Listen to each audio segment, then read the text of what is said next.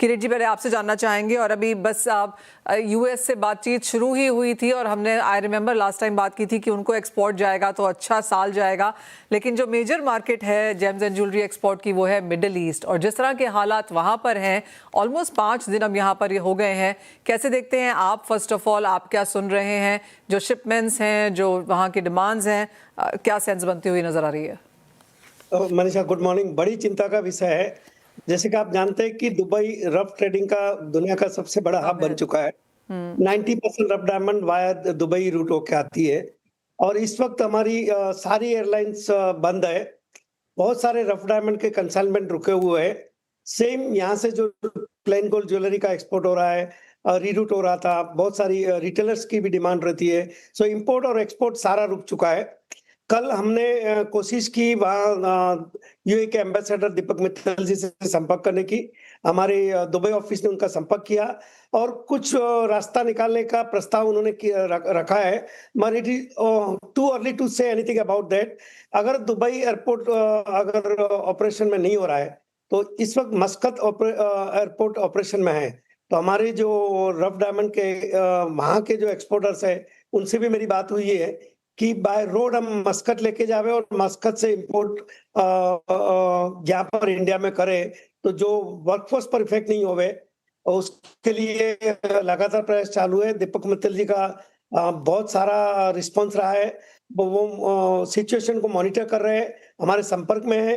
जो भी संभावित मदद की हमें जरूरत है, वो मदद पूर्ण करने की उन्होंने आश्वस्त किया है। लगातार हम गवर्नमेंट ऑफ इंडिया से भी संपर्क में है। मनीषा, जैसे कि आप जानते हो कि स्वतंत्र भारत के इतिहास में पहली बार प्री बजट का आकलन करने के लिए प्रधानमंत्री स्वयं ने कल एक वेबिनार का आयोजन किया था। 11 बजे प्रधानमंत्री आए थे, करीबन आधा घंटा हमारे साथ रहे। उसके बाद लगातार मंत्रियों ने अपनी बात विस्तार से रखी।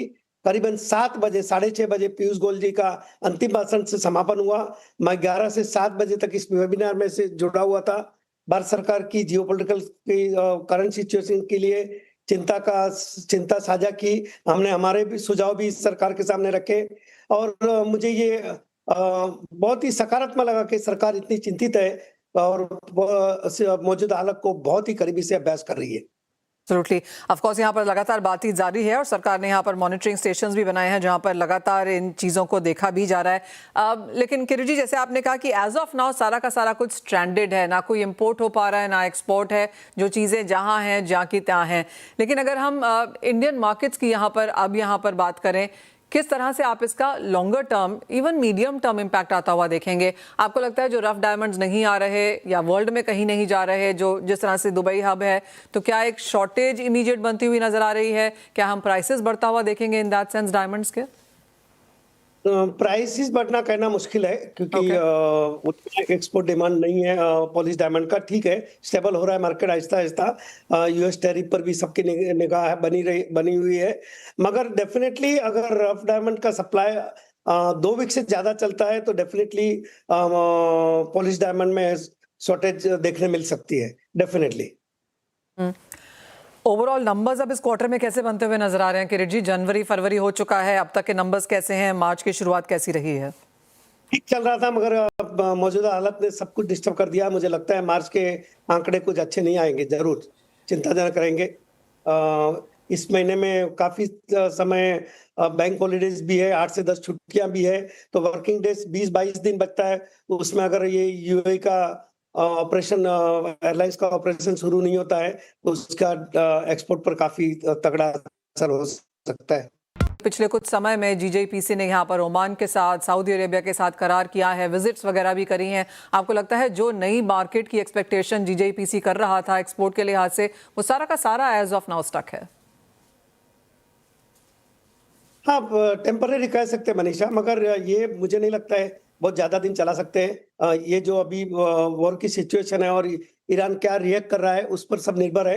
मगर मुझे लगता है वर्ल्ड में बहुत सारे लीडर ऐसा है जो इस तनाव को शांति में परिवर्तन करने के लिए क्षमता रखते हैं। मुझे पूरी उम्मीद है कि हमारे प्रधानमंत्री का रोल बहुत ही इंपॉर्टेंट रहेगा। अगर आप हालांकि इस वक्त की जियोपॉलिटिकल सिचुएशन देखोगे, तो रशिया यूक्रेन से लड़ रहा है, इजराइल हमास से लड़ रहा है, अभी तो ईरान से भी लड़ रहा है।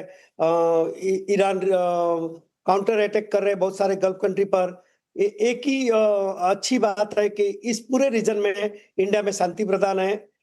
एक भरोसेमंद इन्वेस्टमेंट के लिए अगर कोई जमीन है इस वक्त दुनिया में, तो पूरी दुनिया की नजर इंडिया पर है। और जैसे ये जियोपॉलिटिकल सिचुएशन सेटल होएगा, मुझे लगता है इंडियन इकोनॉमी भी ग्रो करेगी। इंडिया एक अच्छा मार्केट बन के उभर कर आ सकता है।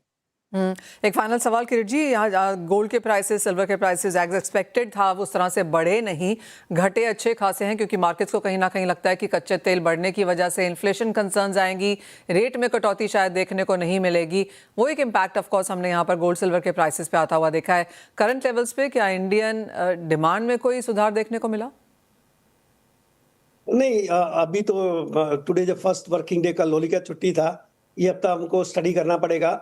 मगर कहीं ना कहीं ये जो गोल्ड और सिल्वर का प्राइस में करेक्शन है उसकी वजह ऑयल है। ऑयल जिस तरह से ईरान अपने सारे रूट रोक रहा है, और कहीं ना कहीं आपने देखा होगा तो कल कि हमारे पास भी 25 दिन का स्टॉक है। अगर ये सिचुएशन ज्यादा खराब हो रही है तो उसकी ऑयल प्राइस पर काफी इम्पैक्ट आ सकती है। और ऑयल प्राइस पर जब भी इम्पैक्ट आती है, महंगाई बढ़ती है, स्टॉक मार्केट पर भी इफेक्ट होता है। आज भी देखा होगा कि निफ्टी जब ने 2% डाउन हुई तो मैं सीएनबीसी पर ही देख रहा था, 4 लाख करोड़ की कैपिटल वाइप ऑफ होती है। ये बहुत बड़ा अमाउंट होता है। इसकी इम्पैक्ट बहुत सारी चीजों पर होती है, बाइंग पर होती है, छुट्टियां पर होती है, वैकेशन पर होती है, रियल एस्टेट पर होती है, जेम ज्वेलरी पर होती है।